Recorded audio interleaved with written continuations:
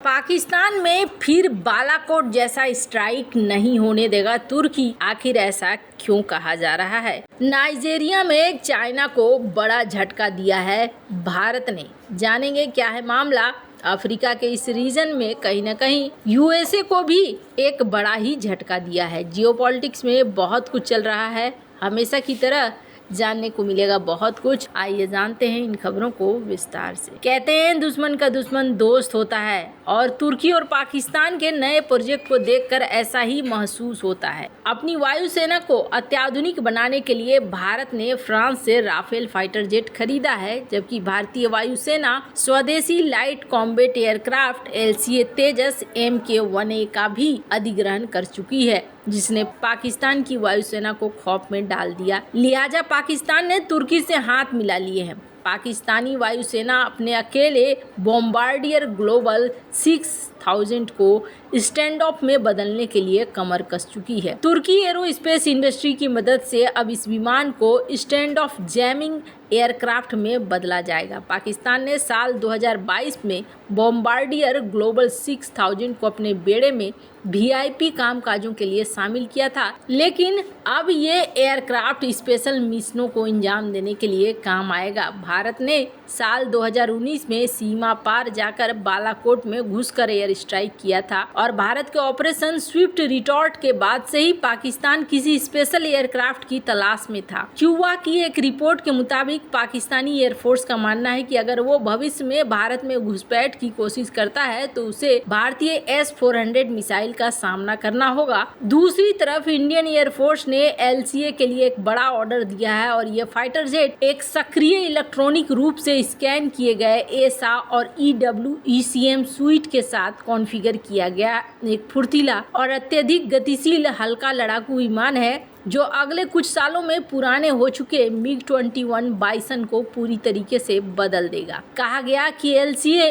MK-1A न सिर्फ MiG-21 से कहीं बेहतर प्रदर्शन करेगा, बल्कि ये सीमा पार करने वाले किसी भी PF लड़ाकू विमानों के लिए सबसे बड़ा खतरा होगा, जिसमें नए शामिल J-10C और F-16 ब्लॉक 52 भी शामिल है। कहा जा रहा है कि इसके अलावा इंडियन एयरफोर्स के पास Dassault Rafale, advance Sukhoi 30 MKI, advance मध्यम दूरी और लंबी दूरी की जमीन से हवा में मार करने वाली मिसाइलों की एक सीरीज भी है। लिहाजा पाकिस्तानी एयरफोर्स के पास भी ऐसे जेट्स होने चाहिए जो भारत को अपना दम दिखा सके। लिहाजा पहला संकेत यह है कि पाकिस्तानी एयरफोर्स का इरादा अपने लेटेस्ट ग्लोबल 6000 को एक विशेष मिशन विमान में बदल दे। PFA के unofficial publication second to none ने इन योजनाओं की पुष्टि की है। पाकिस्तान ने बॉम्बार्डियर ग्लोबल 6000 को स्टैंड ऑफ जैमिंग एयरक्राफ्ट में बदलने का फैसला किया है। पाकिस्तानी एयरफोर्स को यह एहसास होने के बाद लिया गया है कि भारत ने ऑपरेशन स्विफ्ट रिटॉर्ट में इलेक्ट्रॉनिक युद्ध टेक्नोलॉजी का इस्तेमाल किया था। भारत ने जिस रफ्तार से बालाकोट में एयर स्ट्राइक किया था, उसने पाकिस्तान की कमियों को जग जाहिर कर दिया था। 2019 से पहले पाकिस्तान लगातार दावे करता था कि परमाणु युद्ध की स्थिति में वो भारत के हमले को रोक देगा, लेकिन बालाकोट ने पाकिस्तान के उस भ्रम को भी साफ कर दिया। बालाकोट के बाद पाकिस्तान को एहसास हुआ कि सिर्फ परमाणु बम ही भारत को रोकने के लिए काफी नहीं है। फिर उसने समुद्री क्षमता बढ़ाने, एयर पावर बढ़ाने के साथ साथ पारंपरिक हथियारों में निवेश करना शुरू किया और आर्थिक संकट के बावजूद पाकिस्तान ऐसा कर रहा है। पाकिस्तान एयरफोर्स ने 3 फैक्टर्स से सबक सीखा है, अपने बेड़े को एडवांस करने का फैसला लिया है। ये 3 फैक्टर्स हैं: बालाकोट एयर स्ट्राइक, रूस यूक्रेन युद्ध और चीन पाकिस्तान के पास लगातार बढ़ती एडवांस टेक्नोलॉजी। चीन और तुर्की जो पाकिस्तान के दोस्त हैं, पाकिस्तान एयरफोर्स इसका फायदा उठाना चाहती है और इसी को देखते हुए तुर्की एरोस्पेस इंडस्ट्री को ग्लोबल 6000 को ट्रांसफॉर्म करने के लिए शामिल किया गया है। माना जा रहा है कि पाकिस्तानी एयरफोर्स यहाँ पर तुर्की और तुर्की की वायुसेना के लिए अपने 4 ग्लोबल 6000 को कॉन्फ़िगर करने के लिए देगी।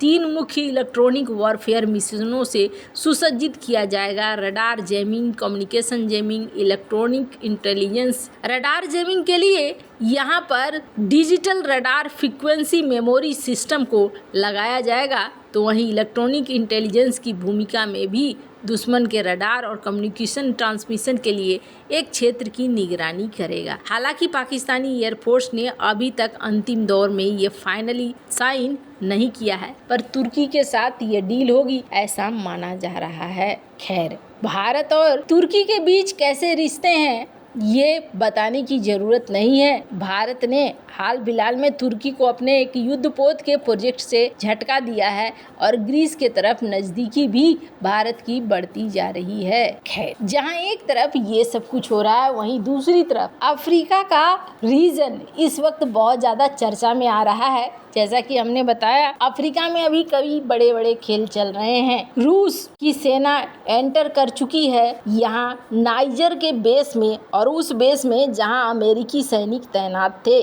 तो मामला सिर्फ यहीं तक नहीं रहा है। नाइजीरिया ने भारत के साथ एक ऐसी डील की है जिस डील के बाद सबसे ज्यादा टेंशन में अमेरिका भी है और पाकिस्तान भी है और चाइना भी है। आखिर ऐसा क्यों? ऐसा इसलिए क्योंकि पहली बात तो ये भारत अफ्रीका के रीजन में आ रहा है और ये चाइना को बिल्कुल भी पसंद नहीं आएगा। चाइना का अच्छा खासा इन्वेस्टमेंट है अफ्रीका में, और अफ्रीका को लेकर चाइना इन चीज़ों को बहुत अच्छे से समझता है कि ट्रम्प ने हाल फिलहाल में एक धमकी दिया था और कहा था कि मैं ऐसे देशों को पनिशमेंट दूंगा जो कि हमारे डॉलर को छोड़कर किसी और में व्यापार करना चाहते हैं। पर यहाँ देखने को मिल रहा है कि भारत अब आगे बढ़ते हुए नाइजीरिया के साथ एक कॉन्ट्रैक्ट को साइन कर रहा है और नाइजीरिया के साथ ये रुपए में व्यापार करने जा रहे हैं, और वो भी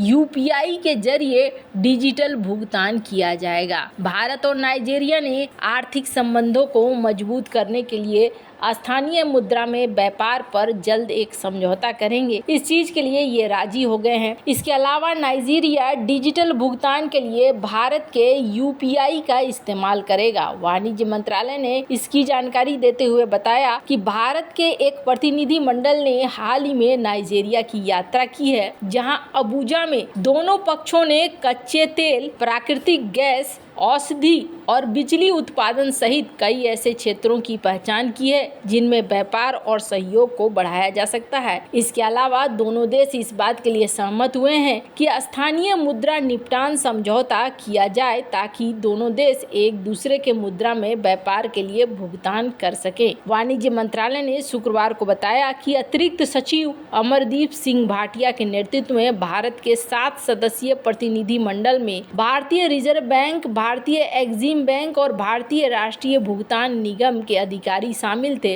दोनों पक्षों ने द्विपक्षीय व्यापार के साथ साथ पारस्परिक रूप से लाभकारी निवेश को बढ़ाने के लिए कई क्षेत्रों की पहचान की। नाइजीरिया अफ्रीका में भारत का दूसरा सबसे बड़ा व्यापारिक साझेदार है। भारत और नाइजीरिया के बीच द्विपक्षीय व्यापार 1108 करोड़ डॉलर रहा है। इसके अलावा 2700 करोड़ डॉलर के निवेश के साथ भारत 135 भारतीय कंपनियां नाइजीरिया में एक्टिव हैं। ये निवेश के अलग अलग क्षेत्र में फैले हुए हैं। वैसे आपको क्या लगता है इन सब मामले में? आपकी क्या राय है? कमेंट कर जरूर बताएं। जल्द मिलते हैं अगली वीडियो में नई खबर के साथ।